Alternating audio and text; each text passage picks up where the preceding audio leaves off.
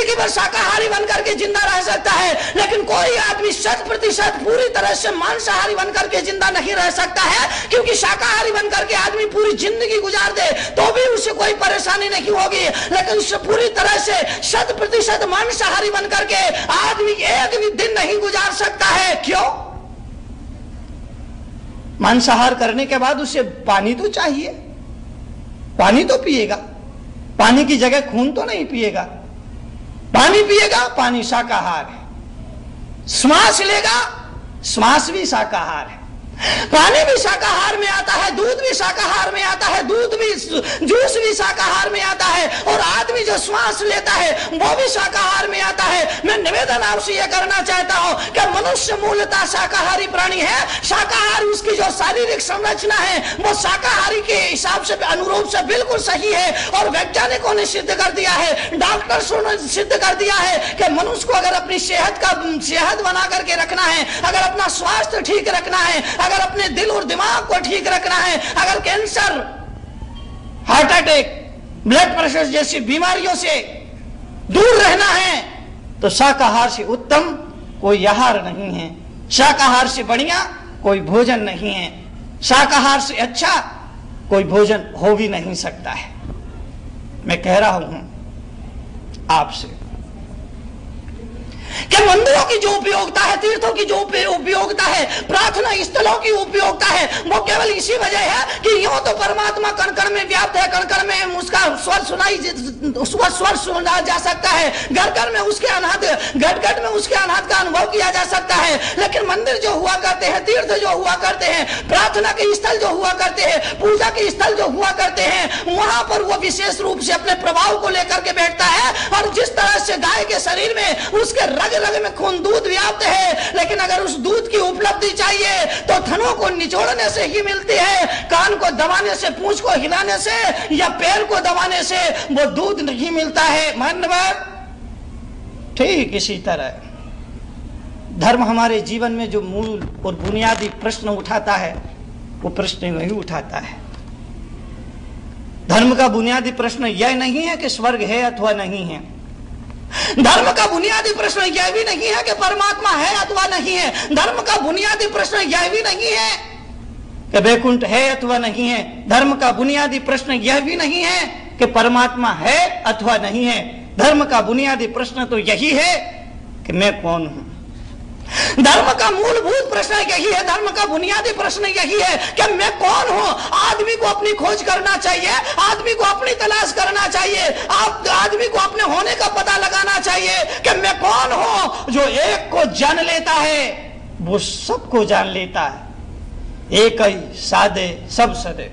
इसलिए इस मुल्क के ज्ञानी आचार्य ने कहा है, जो एक को साध लेता है वो सबको साध लेता है। वो एक कौन?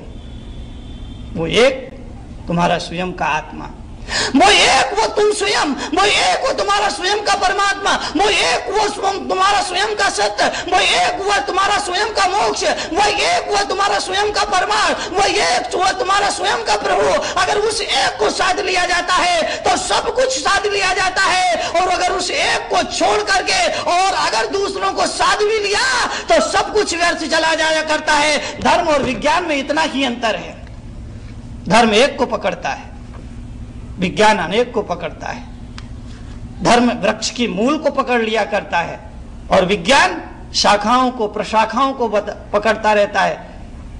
धर्म एक को पकड़ करके भी सबको पकड़ लिया करता है, और विज्ञान अनेक को पकड़ करके भी जो मूल और वास्तविकता हुआ करती है उससे वंचित हो जाया करता है। विज्ञान ने मनुष्य को आकाश में पक्षियों की तरह उड़ना सिखा दिया। साइंस ने, विज्ञान ने मनुष्य को आकाश में पक्षियों की तरह उड़ना सिखा दिया। साइंस ने, विज्ञान ने मनुष्य को समुद्रों में मछली की तरह तैरना सिखा दिया।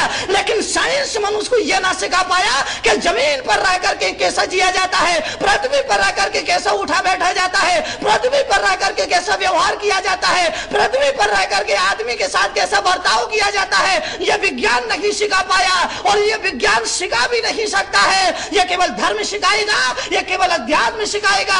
इसलिए जीवन में, जगत में धर्म और अध्यात्म की सख्त जरूरत है, और इसकी उपयोगिता है, इसका मूल्य है और इसका महत्व है।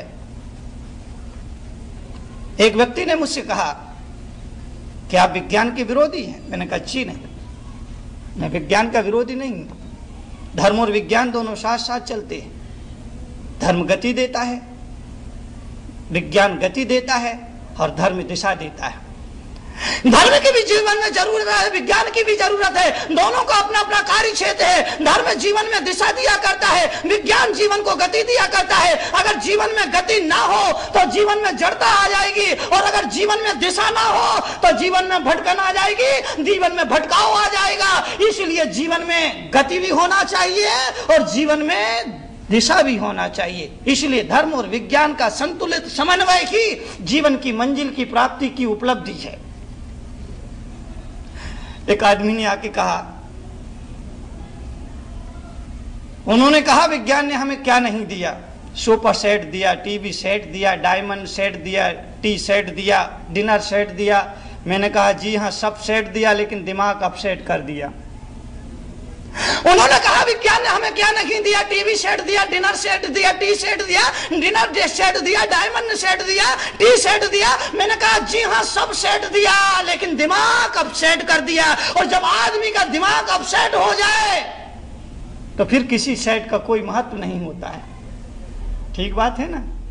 फिर किसी सेट का कोई महत्व नहीं होता है। विज्ञान ने सब सेट आदमी को दे दिया, लेकिन उसका दिमाग अपसेट कर दिया है। उसका दिमाग अपसेट करने के बाद उसे अंधा बना दिया है, उसे बहरा बना दिया, उसे लंगड़ा बना दिया, उसे लूला बना दिया है। पता नहीं उसे क्या क्या बना दिया, सिवाय इंसान के जोकर बना दिया है, बहुरूपिया बना दिया है, रंगी बना दिया है, दुरंगी बना दिया है, बहुरंगी बना दिया है, नाटकबाज बना दिया, धोखेबाज बना दिया, तिकड़मबाज बना दिया, तमाशबीन बना दिया है, पता नहीं क्या क्या बना दिया।